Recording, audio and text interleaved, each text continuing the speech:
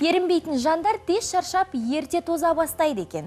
Еріншектік денсаулыққа пайдалы, ерте қартаюдан, есеңгіреуден қорғайды, дейді неміс профессоры Питер Ахт. Атақты кәсіпкер Билл Гейтстің мен қиын жұмысқа әрқашан еріншек адам таңдаймын, себебі ол оны орындаудың ең оңай әрі ең жылдам жолын ойлап табады деген естіген боларсыз. Демек, еріншектік прогрестің қозғаушы күші. Рас айтасың, нағыз еріншек адам ғана істі тыңғылықты етіп, оңай жолын ойлап табады. Өйткені дұрыс атқармаса қайтадан бір жұмысты екі қайтара жасауға тура келеді емес пе? Тұрмыста қолданып жүрген лайфхактарды дәл осы еріншек жандардың ойлап тапқан дүниесі. Ал ол өмірді жеңілдететін лайфхактар кәдеге жарай ма, жоқ па, әріптесіміз Маржан Үсіпбек тексеріп көз жеткізіп жүр. Олай болса, мархабат, пайдалы лайфхактарды сіз де түртіп алыңыз, көрермен. Қайырлы таң, көрермендер. Біз бүгін мынандай қағаз қыстырғышпен жасалатын лайфхактарды тексеріп көреміз. Ендеше бастайық. Кейде үйде мынадай өте кішкентай шуруптарды ашуымызға тура келетін сәттері бар. Бірақ оған сай келетін бұрауыштар табылмай жатады. Сол уақытта мына қолымыздағы қағаз қыстырғыштың ұшын сәл үшкірлеп жіберсек, мынаны тез ашуымызға мүмкіндік болады. Біз соны қазір байқап көреміз. Ол үшін енді маған мынандай қатты заттар керек, ұшын үшкірлеу үшін, және балғамен алып сәл осылай ашып, ұшын үшкірлеуді бастаймыз.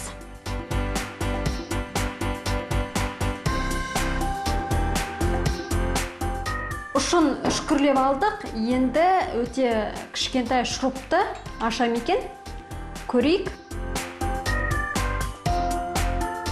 Ашуға тырысып жатырмын. Мына бұранда өте қатты бұралған сияқты. Әзірге майысып қалып жатыр, мен бұрайым деген сайын.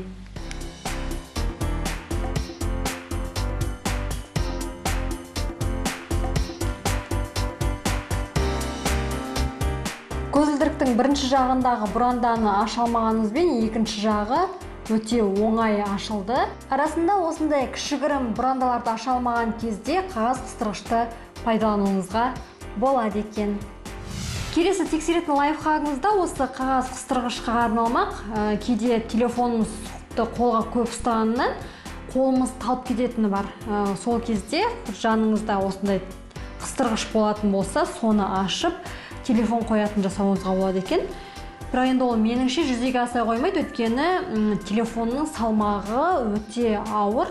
Бірақ сонда да біз тексеріп көрейік, қаншалықты рас екен. Ол үшін біз мына темір қыстырғышты былай ішке қаратай майыстыруымыз керек.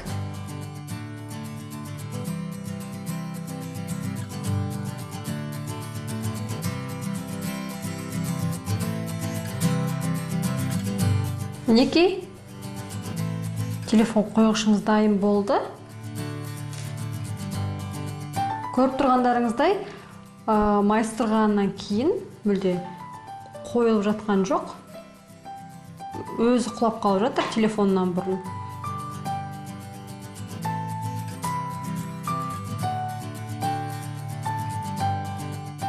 Біреуінің шамасы келіп жатқан жоқ. Мүмкін екеуін жасап, екі жағынан қойса, телефон тұратын шығар. Қазір екіншісін жасап көрейік.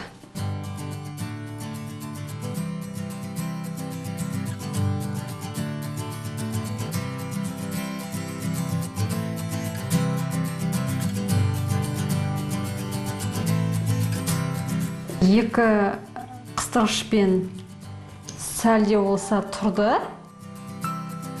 Бірақ бұл әзірге тек әлсіздеу лайфхактардың бірі деуге болады, өйткені сәл ғана қолыңыз тиіп кетсе, құлап қалады, телефонның салмағын көтере алмайды. Сондықтан мұны жүзеге асқанмен өте ұзаққа бармайтын лайфхактардың бірі деуімізге болады. Құрметті көрермен, қазір COVID-19 індеті таралуына байланысты барлығымыз қауіпсіздік шарасын сақтауымыз керек. Сондықтан маска тағып жүріңіз деп айтудан жалықпаймыз. Сақтансаң, сақтайды.